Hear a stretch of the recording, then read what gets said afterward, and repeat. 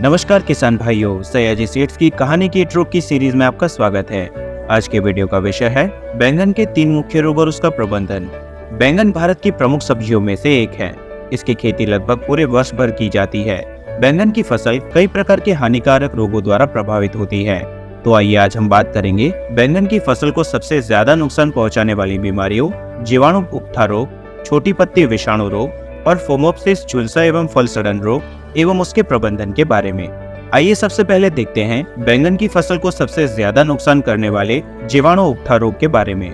पौधे में जीवाणु उपठा रोग का प्रकोप होने पर पौधों की पत्तियां मुरझाकर पीली पड़ जाती है और उनमें अल्प विकास होता है। बाद में पूरा पौधा मुरझा जाता है। पौधे की पत्तियां झड़ने लगती हैं और पौधे की संवहनी तंत्र भूरा होकर सूख जाता है। शुरुआती अवस्था में पौधा तेज धूप में दोपहर के समय मुरझा जाता है और रात में फिर से अच्छा हो जाता है, लेकिन बाद में पौधा पूरी तरह से समाप्त हो जाता है।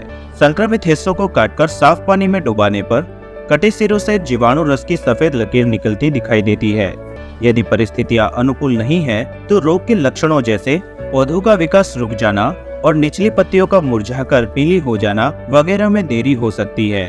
अगर आपकी भी फसल में यह लक्षण दिखाई देते हैं तो इन उपचारों को तुरंत शुरू करके अपनी फसल को बचाएं। खेत में से रोग प्रभावित पौधे और खरपतवार को नष्ट करें। खेत में से ज्यादा पानी निकाल दे। रोग प्रभावित खेत से स्वस्थ खेतों में पानी के प्रवाह को जाने से रोके। रोग को फैलने से रोकने के लिए दवाइयों का उपयोग करें। दवाई की लिस्ट और उसका विवरण आपकी स्क्रीन पर है, जिसका आप स्क्रीनशॉट ले सकते हैं।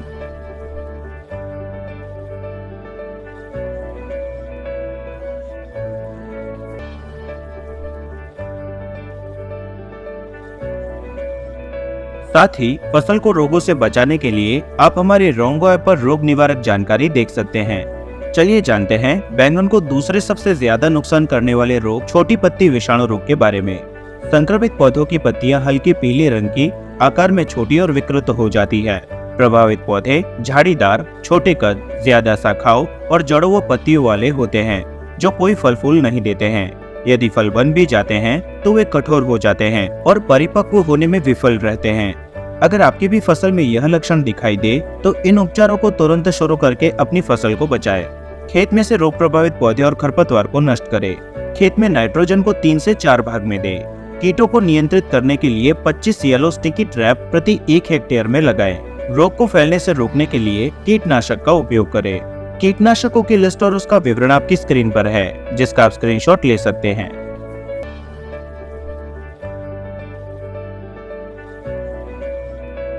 अब जानते हैं बैंगन को तीसरे सबसे ज्यादा नुकसान करने वाले रोग फोमोप्सिस झुलसा एवं फल सड़न रोग के बारे में। फोमोप्सिस झुलसा एवं फल सड़न रोग नर्सरी और मुख्य खेतों में पत्तियों व फलों को प्रभावित करता है। नर्सरी में संक्रमण से यह आद्र गलन या अंकुर सड़न का कारण बनता है, जबकि पत्तियों पर छोटे गोल, अनियमित, काले किनारों से घिरे हुए धूसर से भूरे रंग के धब्बे दिखाई देते हैं, जो बाद में डंठल और तने पर भी विकसित होकर पौधे को झुलसा देते हैं। संक्रमित फलों पर धसे हुए मटमैले धब्बे दिखाई देते हैं, जो बाद में एक दूसरे से जुड़कर क्षेत्र को सड़ा देते हैं। गंभीर रूप से संक्रमित फलों का अंदर से पूरा भाग सड़ जाता है। अगर आपकी भी फसल में यह लक्षण दिखाई देते हैं तो इन उपचारों को तुरंत शुरू करके अपनी फसल को खराब होने से बचाएं। खेत में से रोग प्रभावित पौधे और खरपतवार को नष्ट करें। खेत में नाइट्रोजन को 3 से 4 भाग में दें। रोग को फैलने से रोकने के लिए फफूंदनाशक का उपयोग करें। फफूंदनाशकों की लिस्ट और उसका विवरण आपकी स्क्रीन पर है, जिसका आप स्क्रीनशॉट ले सकते हैं।